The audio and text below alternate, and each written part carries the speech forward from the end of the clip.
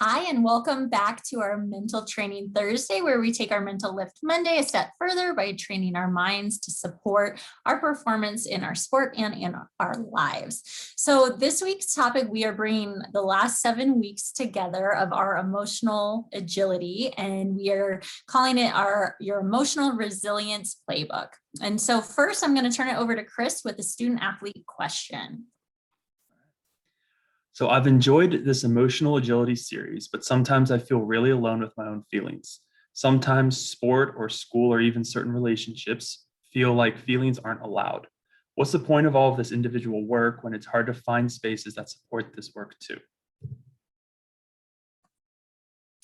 Yes, I mean, I think once again, we just want to acknowledge and thank the student athlete for writing in, because this is so hard. I think going back to our very first week of this series, we really talk about how difficult it is in certain spaces given the messages that we receive. So just know that you are not alone, and that many of the spaces that we are in, whether that is on our team, whether that's in the classroom, with our friends, family, and even just society at large, they send the message that it's not, or they may send the message that it's not okay to have our feelings. And so it might not feel safe in certain spaces to express your feelings and what's showing up. And like we know now, these waves of emotions are going to show up internally no matter what. And there's such an importance of letting what's here really be here. And I know Bob has shared this phrase before, but what we feel, we can heal. And so once we're able to do that and we can understand what feelings are coming up, we can really work through them. And so are we aware of the emotional storm or the emotional wave that comes up? And then how can we something that we value or what we need in that moment? And so today we're really going to walk through what we are calling Agile. And so this is an acronym. And the first piece is acknowledge roadblocks. And this is part of the overall playbook that we're talking about. So really looking back and looking at those unhelpful messages and anything that might be unworkable pitfalls and reclaim our right to feel. So if we're getting the message that it's only okay to show certain emotions, so maybe it's only okay to show anger or happiness, really starting to challenge that, because what we know is that we can only do that for so long before it starts showing up in other ways. The next piece is to gain insight. And so using our emotions to really tell us what is going on, using them as teachers. And one way I always like to do this is looking at our emotions almost like red flags or yellow flags to indicate something else is happening for us. And so if I feel a certain way, it's really just to slow us down and check in of like, okay, what is actually going on? And how can I respond in a way that's healthy and in line with my values? The next piece is investigate without judgment. And I think this is such an important part because, like we know, what we resist persists, versus what we feel or what we can feel, we can heal. And this is really trying to move into our body and be more present. Since judgment often comes up with this, it's really important to come at it from a more curious place. So what is happening for me without making judgment? So maybe it is sadness, or maybe it's anger, some of those feelings that are more uncomfortable. And how can we have some compassion for ourselves? The next piece is to love the feeler. And this kind of builds off of this last part. So mindfulness really holds our emotional experience. And so trying to find some inner compassion for whatever it is that is coming up and exploring that within our body. One way to kind of think about this is, would we talk to our friends the way that we talk to ourselves? And often when I ask that, like, people are like, no, I probably wouldn't have any good friends if I was talking to my friends the way that I talk to myself. And so really trying to have some compassion for what's coming up internally and talking to ourselves as if we're talking to one of our closest friends.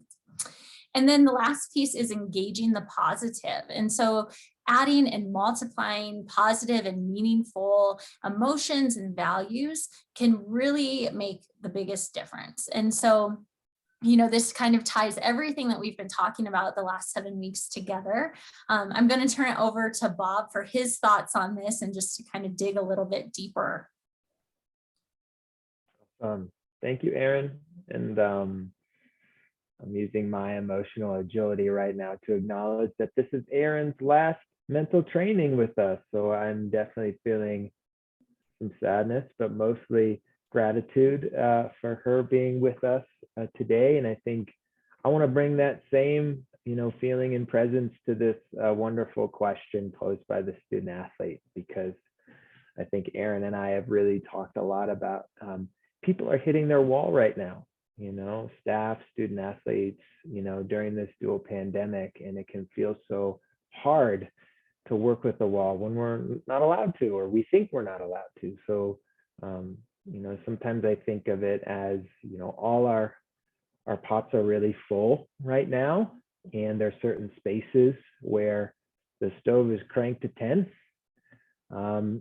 and we don't want to blow our top, because sometimes that means, we're not allowed to be in that space anymore, whether it's in our sport, or school, career, relationships. So want to really kind of bring in an exercise today that is just really simple, is really kind of turning down the heat, turning down the knob for all of us to just come back to our bodies, come back to our breath, even when kind of that wall that we're facing day to day is present. And definitely encourage the student athlete to pay attention to, and all of us. Maybe there are stoves out there, other spaces where it is okay to kind of spill over and to kind of use that internal compass. So we'll call this our kind of hitting the wall exercise for today, and just learning how to be with ourselves. And it's going to be a really simple activity. I'm going to close my eyes for this, as I've already done, and encourage you listening to do the same if that feels like that's workable for you, or to soften your gaze on a point ahead of you, wherever you are, the space that you're in.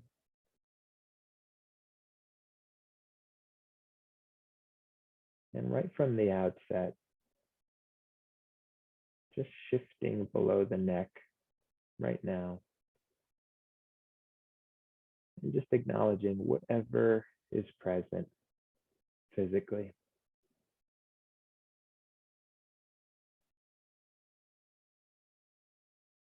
As we said, most emotions can be held somewhere from maybe the top of the throat all the way down to the lower core.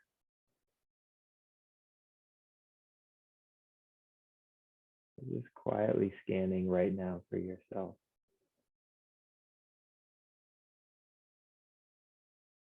You're relaxing around the throat, noticing the breath come in and out. Softening around the shoulders.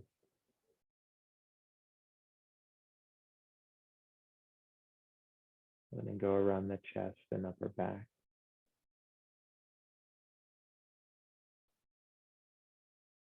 Down into the lower back.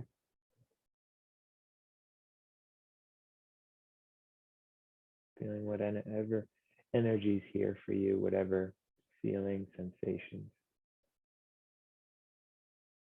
Down into the waist.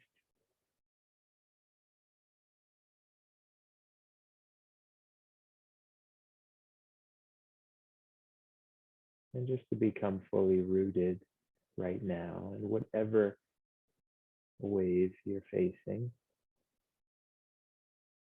Just sending an exhale all the way down to your upper legs, your lower legs, and breathing out through the tips of your toes.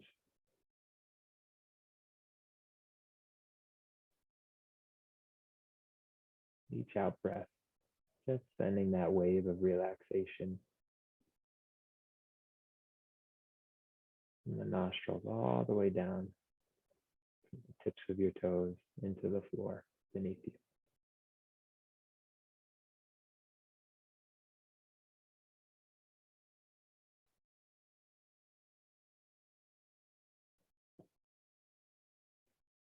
Again, to turn the knob down on the stove if your pot is really kind of water is feeling really full.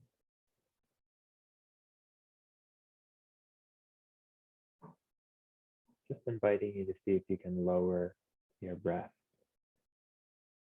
You can turn up the heat when we hold our breath up in our chest and our throat, and just letting the shoulders drop.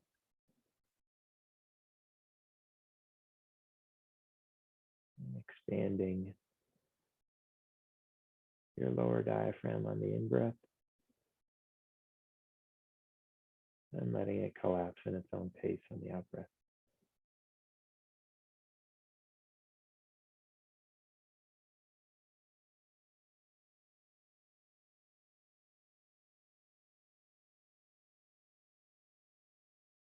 Seeing if you can extend your out breath just ever so slightly.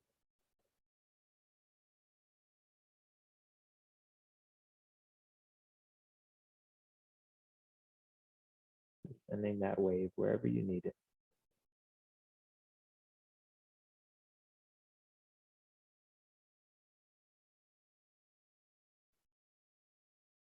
It can be also helpful even to pace yourself with the in-breath and the out-breath. So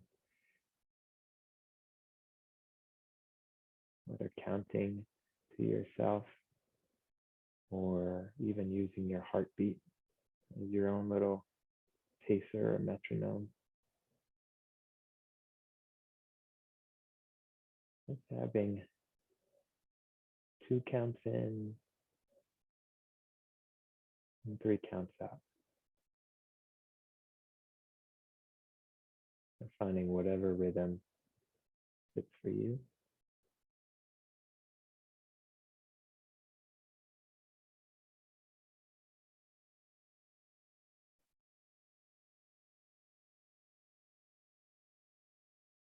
And just noticing right now the felt sensations in the body.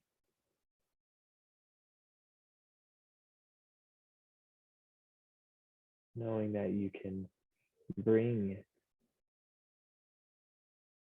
this relaxing home that you carry with you through the body and the breath, wherever you are. Your next Zoom meeting, you're traveling to a competition, maybe you're in a high stakes conversation with someone you care about.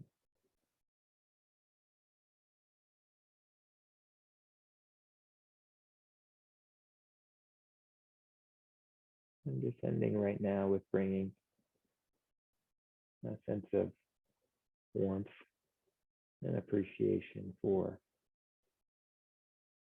taking pause to turn down your own dial and allow what you need in this moment.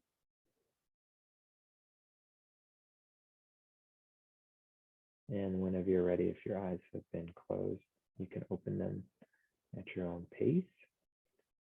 We'll jump back into our training Thursday.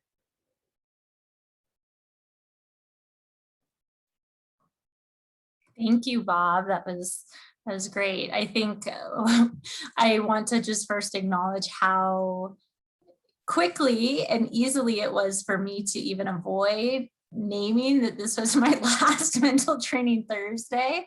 I just, as Bob was talking, I was like, oh yeah, that I just avoided that completely. And so, talking about this throughout the last 7 weeks, even your therapist is not above these pitfalls and wanting to avoid certain things. So, I think just reminding yourself that this stuff is normal and will come up, and it's just how do you check in with yourself around different pitfalls that you might fall into.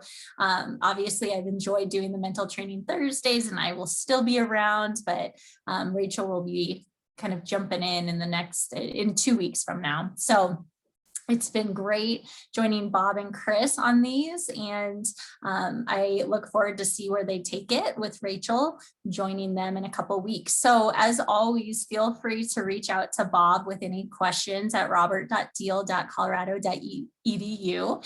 And then we will end today with this quote. So fulfillment is found in the here and now. Today, I define success by the fluidity with which I transcend emotional landmines and choose joy and gratitude instead. And that is from RuPaul Charles. So thank you all, and we will see you in 2 weeks. So bye.